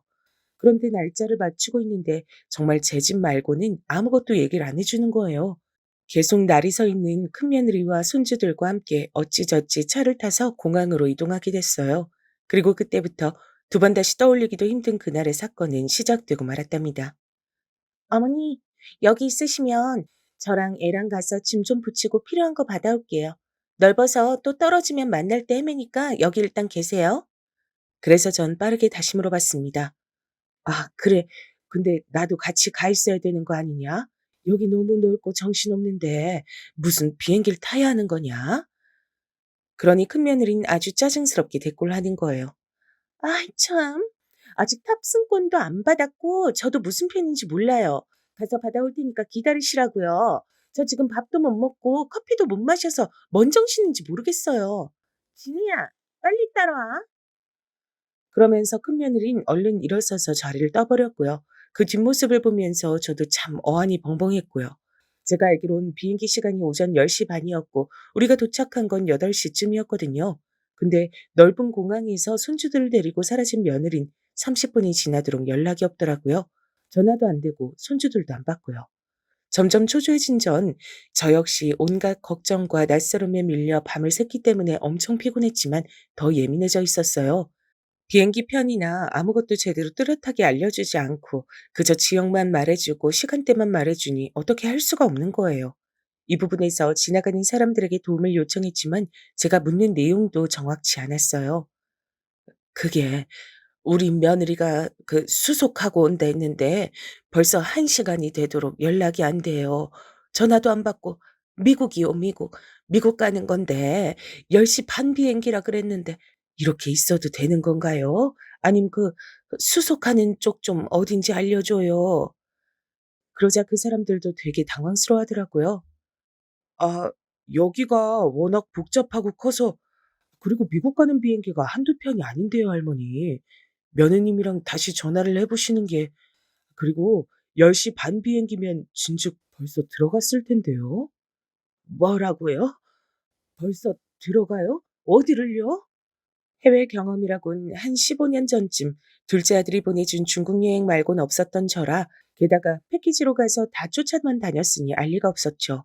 그리하여 힘들게 수속하는 쪽으로 넘어가서 물어물어 여권을 보여주곤 했지만 제가 뭔 비행기를 타고 하는지 중요한 걸 모르잖아요. 그래서 이 모든 내용을 건너뛰고 결론부터 말하자면요. 말하자면 저도 참 수치스럽고 비참하지만 저는 그날 공항에 버려진 게 맞았답니다. 이 상황을 그 말 말곤 달리 뭐라고 할지도 모르겠어요. 버려진 게 맞으니까요. 큰며느리와 손주들은 집채 같은 짐들을 싣고 사라진 이후 제 앞에 나타나지 않았고요. 전 그날 밤이 되고 다음날 새벽으로 넘어갈 때까지 계속 혼자 있었죠. 아들이요. 당연히 연락이 안 되었죠. 그날 말고도 진즉 한 달 전쯤도 미국 가서 저랑 연락이 안 됐는걸요. 주변 사람들에게 물어 하소연을 했지만 돌아오는 답은 다 같았어요. 아이고, 내 또래 사람이라서 그냥 지나칠 수가 없는데 이걸 어떡해요? 세상에 뭐 이런 경우가 다 있어. 아니 글쎄, 며느리가 미국 사러 간다고 시어머니를 데려와 놓고 없어진 거예요. 이쯤 되면 포기해야지 어떡해. 그 갖고 있는 돈이나 이런 건 없어요? 당장 어디라도 가야지 어떡해. 예, 네가 좀 도와드려라. 이때 새벽 비행기를 타려고 대기하고 있던 어떤 가족이 그나마 절 도와줬고요. 제 또래급으로 보이는 60대 여자가 자기 아들을 시켜서 여기저기 그 시간에 갈 만한 곳들을 알아봐 주더라고요. 그때 전 속으로 참 피눈물이 흘렀죠. 이거 참, 나도 자식이 있는데 말이죠. 그쪽은 그래도 아들이 그렇게 엄마 말도 잘 듣고. 암튼 고맙습니다. 이런 어줍지 않은 말로 감사를 전하는데 너무 서럽고 기가 막히고 눈물이 줄줄 났어요. 세상에 갑작스런 재난을 당한데도 이보다 덜 절망스럽고 당황스러울 것 같아요. 절 안타까워하며 본인 엄마 또래라고 하나라도 더 챙겨 알려주려는 그 집 아들을 보니 생전에 딸내미처럼 제 옆에 붙어 있던 둘째 아들이 너무 보고 싶어지더군요. 전 그 이후로 얼마 없던 현금들을 갖고 어찌어찌 노인네들 많은 센터로 가게 됐어요. 절 상담해준 젊은 여직원은 처음엔 절 무척 생각하는 듯 말해주더군요. 평범치 않은 일을 겪었던 전 차마 경찰에 신고하고 그럴 순 없고 일단 뭐든 간에 안정이 좀 되길 바랬어요. 경찰 신고까진 아직 좀 모르겠네요. 애들도 사정이 있었을까 봐. 아이고, 할머니 너무 순진하시다. 여기 뭐 똑같이는 아니어도 비슷하게 넘어오신 할머니, 할아버지가 숱하게 많아요. 그건 버린 거지 뭐예요. 게다가 사정 지금 들어보니 완전히 다 뜯긴 거 맞잖아요. 근데 왜 집 팔려고 할 때 순진하게 다 팔아가지고 주셨어요. 쥐고 계셨어야지. 이 여직원은 절 처음엔 걱정해 주는 듯 보였지만 듣다 보니 점점 제 얘기를 갖고 조롱하는 것처럼 느껴지더라고요. 그게, 아유, 그러게. 이젠 뭐가 뭔지 모르겠어. 난 앞으로 어떻게 해야 될지도 모르겠고. 저희는 그런 뒤치다꺼리까진 다 못 해드려요. 그냥 여기 좀 머무시다가 갈 곳 생기시면 보내드리면 되는 거고, 없어도 엄연히 저희도 장소 제공에 식사 다 드리는 거니까 금액 지불하셔야 되고요. 지금 돈은 얼마나 갖고 계세요? 선불로 계약을 해야 하실 수 있어요. 제가 갖고 있던 돈은 얼마 없었고 간신히 선불을 낼 수 있어서 얼마 계약을 했는데요. 이후로도 진짜 크고 작은 힘든 일이 너무 많았어요.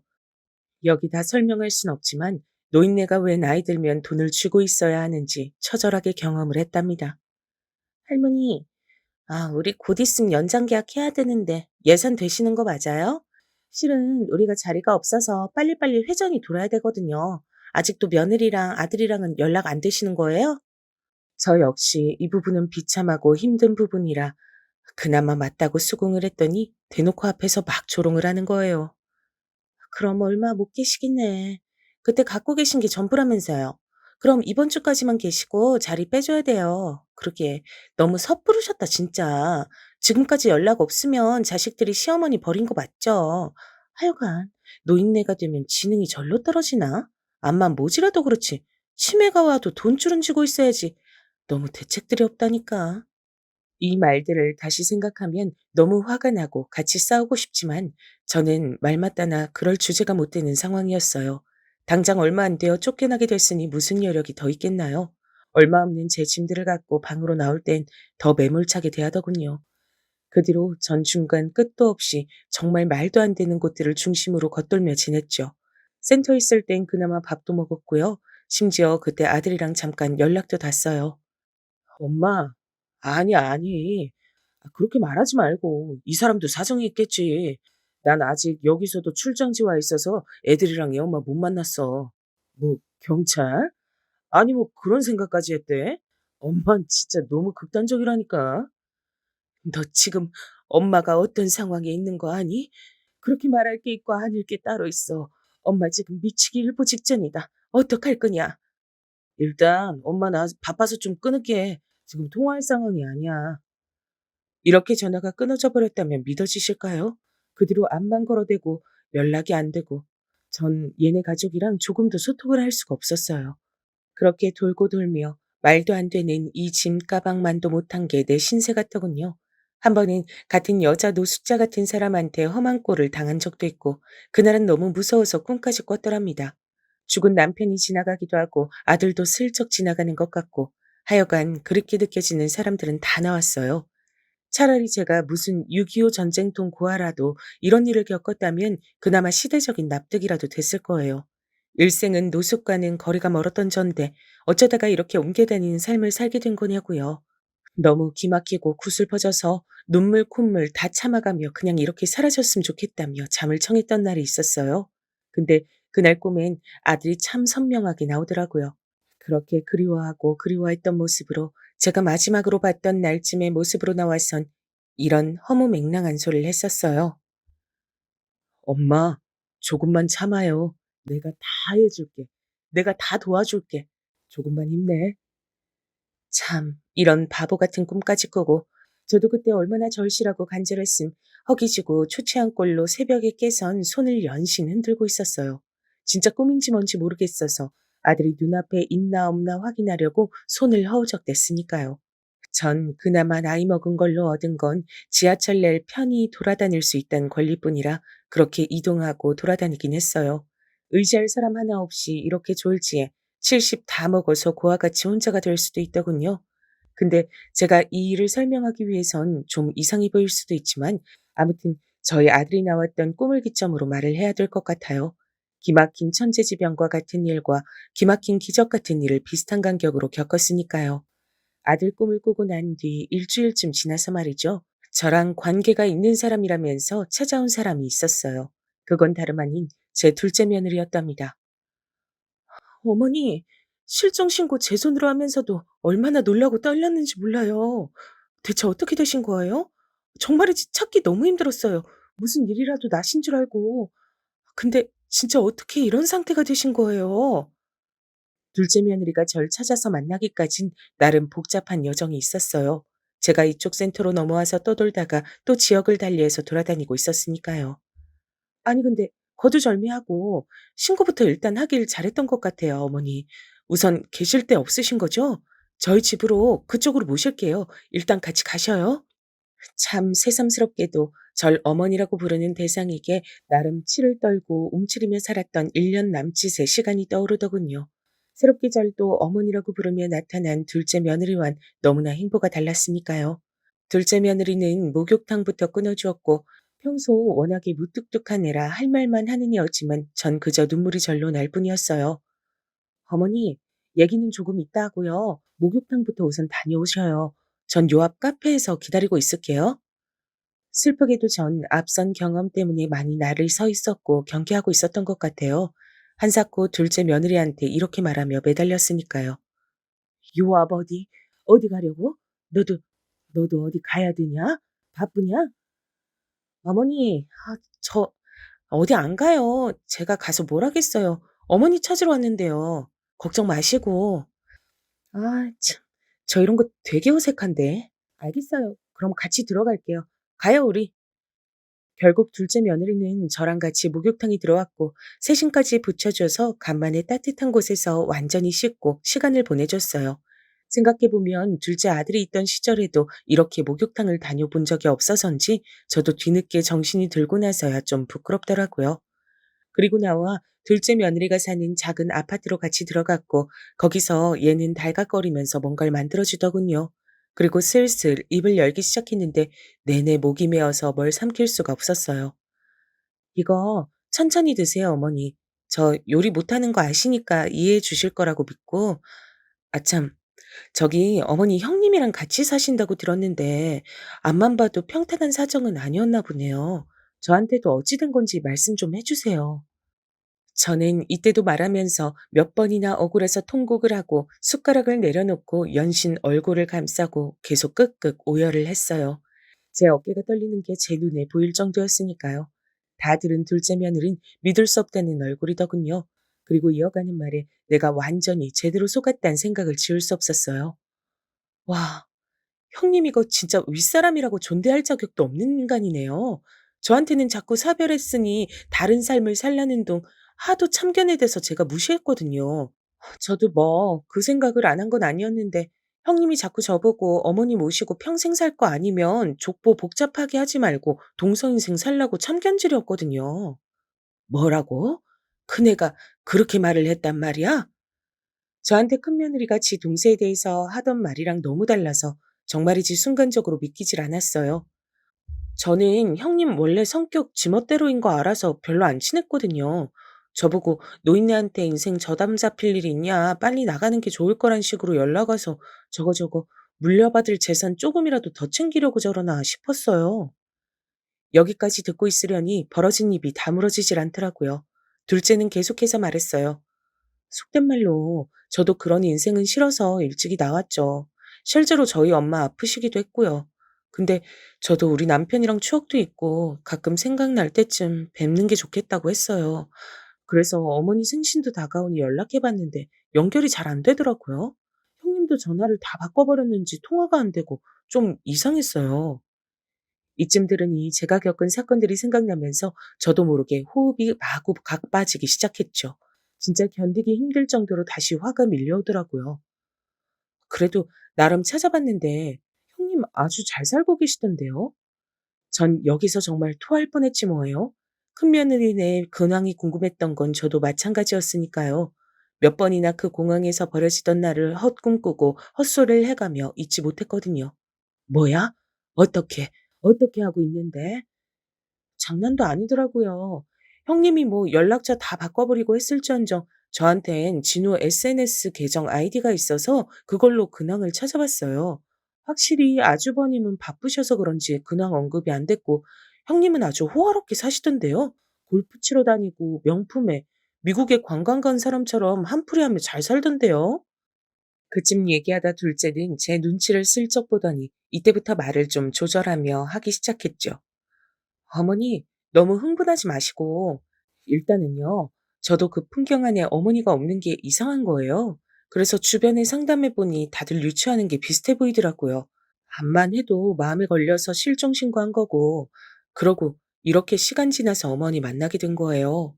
저는 이렇게 둘째 며느리가 절 찾아오게 된 상황까지는 두 번 말할 필요도 없이 고맙고 고마웠지만 큰며느리 그 은황을 듣고 가슴이 타는 듯 했어요. 온전히 앉아 있을 수가 없어 바닥에 주저앉다 못해 누워버렸답니다. 아, 내가 차라리 죽는 게 나았겠다. 왜 못 죽었을까? 나는 당한 거야. 당한 거라고. 이런 제 말에 둘째 며느리는 같이 슬퍼해주긴커녕 천연덕스럽게 받아치더라고요. 그게 저한테 엄청나게 커다란 집채만한 위로를 갖다 줄 줄은 정말 상상도 못했네요. 어머나, 왜 어머니가 그런 모양이 돼야 돼요? 죽다뇨. 말도 안 되는 말씀하지 마세요. 형님 가만히 두면 안 되죠. 잡아서 족치다 못해 부숴서 가루로 만들어버려야 돼요, 어머니. 이젠 정신 더 똑띠 붙잡으셔야지 무슨 말씀이세요? 뭐? 그게 무슨 말이냐? 어떻게 그러란 말이야? 누가 어떻게? 그러자 둘째 며느리는 굳은 얼굴로 이렇게 말하더라고요. 듣자하니 형님은 저랑 어머니 사이도 이간질하면서 공사 쳐놓은 게 아니고 저도 엄연한 피해자인걸요? 아니 뭐 어머니 재산 어쩌고 그런 게 아니라 이간질하는 거에 당해서 밀려나고 어머니랑도 멀어진 건 맞잖아요. 그리고 영호 씨 생각하면 참 형님도 웃긴 사람이에요. 남편 멀쩡히 살아있으면 고마운 줄 알아야지 뭔. 그러면서 둘째 며느리가 저한테 제안한 내용은 이런 것들이었어요. 안 그래도 제가 얼마 전에 형님이랑도 연락해 봤어요. 진호통에서 급한 일이라고 전화번호 겨우 받아서 연락해 봤는데 무시하더라고요. 저 다시 연락할 거예요. 어머니께 들은 거 토대로 해서요. 들으면서도 저는 잘 될까 싶었는데 며칠 안 되어 큰며느리로부터 답장이 왔다는 거예요.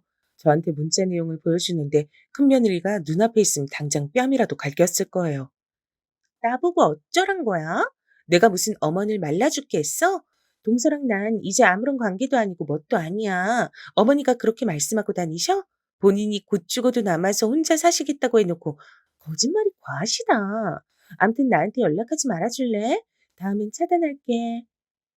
이따위로 거짓말로만 가득 채워보낸 내용을 읽고 주먹이 불끈 쥐어지더군요.